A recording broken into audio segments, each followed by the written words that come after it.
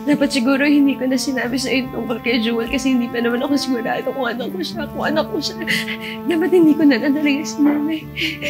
Sorry, kinagulo ko ang naiisip mo. Sorry. Mira.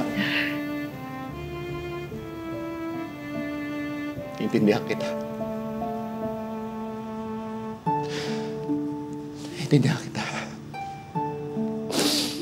Pero kailangan itong malaman ni Rose. Lalo na kayo nakakasal kami, Amira. Ayoko na magsikreto sa kanya.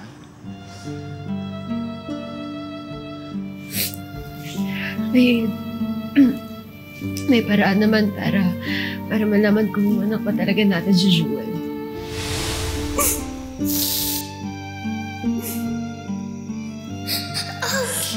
Sorry.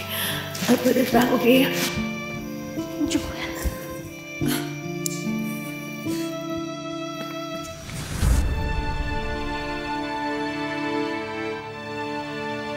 Kailangan lang natin ipa-DNA test tong buhok ni Jewel. Pero, kailangan din ng DNA sample natin dalawa.